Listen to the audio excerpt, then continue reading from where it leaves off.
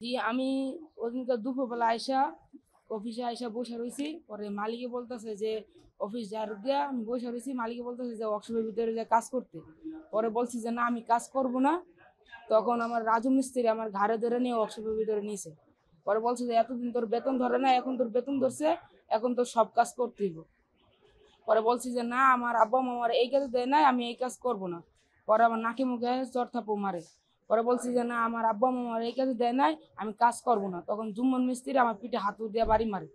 তখন আমি ভয়ে গিয়ে যখন কাজ করি তখন আমার হাতটা কেটে যায়। করোনাকালীন সময়ে 2021 সালে কিভাবে তার ডান হাতটি হারিয়েছে লেদ মেশিনে কাজ করতে গিয়ে, এবং জোর করে তাকে ওখানে কাজ করতে বাধ্য করেছে মালিক, এবং কাজে যাওয়ার অনলি 10 মিনিটের মাথায় সে তার ডান হাত হারিয়ে ফেলেছে।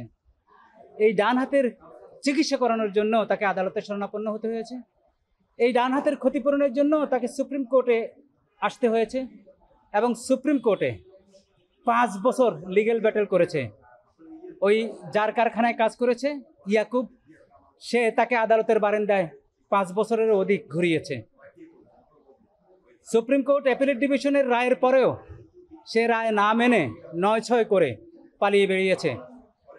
অবশেষে কন্টেম্প করার কারণে আজকে কন্টেম্প কোর্টে সে আইনজীবীর মাধ্যমে 10 লক্ষ টাকার এফডিআর আমার হাতে হস্তান্তর করেছে। কোর্ট তখন বলেছে যে বাকি টাকা, আমরা বলেছি বাকি টাকা না দিলে, কারণ হাইকোর্টের আদেশ ছিল 2টা এফডিআরে হবে 15 লাখ 15 লাখ, এবং সেটা সে এখন তুলতে পারবে না, তার গার্ডিয়ান তুলতে পারবে না। এই টাকার কাস্টোডিয়ান হবে এফডিআর, সে 18 বছর হলে তখন এটা যাবে।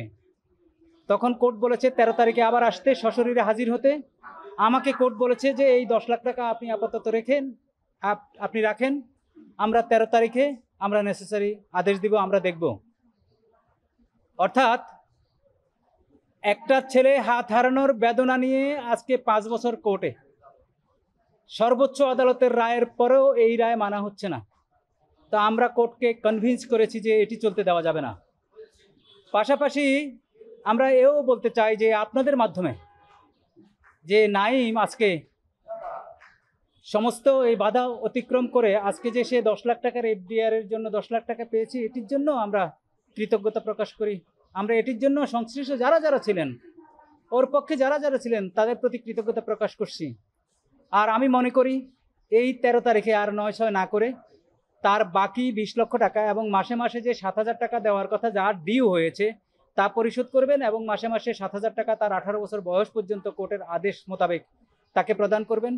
প্রদান করে অ্যাটলিস্ট বাংলাদেশে একটি এক্সাম্পল স্থাপিত হবে, যাতে কোনো শিশু আর কোনো কেউ জোর করে শ্রমিক বানাতে না পারে।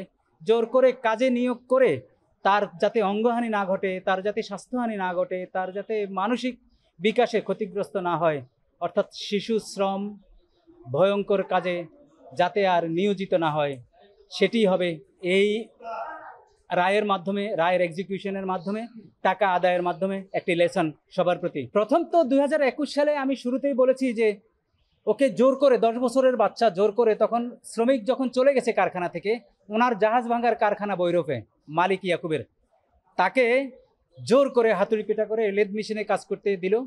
সে বলছে আমি এটা জানি না, কাজ করব না। বাধ্য করে কাজ করতে দেওয়ার সাথে সাথেই সে তো জানে না লেদ মেশিন তার ডান হাতটা, এই যে ডান হাত, এই ডান হাতটা নিয়ে যায়। তখন তার 10 বছর, সে প্রপার চিকিৎসা পায়নি। এই চিকিৎসার জন্য আদালতের দ্বারস্থ হতে হয়েছে, আদালতের নির্দেশে তার চিকিৎসা হয়েছে। এরপর তার কোনো খোঁজ খবর নেই। এবং বাংলাদেশের সবচেয়ে হাই পেইড লয়ার ইয়াকুব নিয়োগ করে 21 সাল থেকে 24 সাল পর্যন্ত, হাইকোর্টের রায়ের আগ পর্যন্ত এই মামলাটা ঘুরিয়েছে, দিনের পর দিন সময় নিয়েছে। আপনাদের মনে আছে কামরুল ইসলাম, কিন্তু তৎকালীন কামরুল ইসলাম তার আইনজীবী ছিল, 200 ডেটের মতো সময় নিয়েছে শুধু ঘুরানোর জন্য।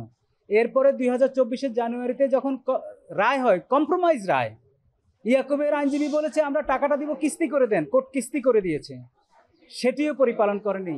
তারপরে অ্যাপিল করে ফেলে রেখেছে। এরপরে আমরা প্রো বোনো হিসাবে এই মামলাটা আমি নেই, আপনাদের মাধ্যমে এই মামলাটা আমার কাছে আসে।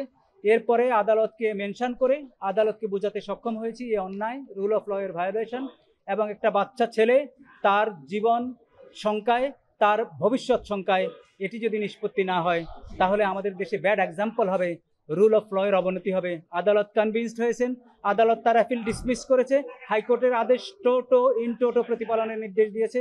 তারপরে যখন পালন করেনি, নভেম্বর অ্যাপিলেট ডিভিশন নভেম্বরে ডিসমিস করে আদালতের আদেশ পালন করতে বলেছে, তাদের লয়ার ছিল, তারপরে যখন করেনি আবার আমরা কন্টেম্প করেছি।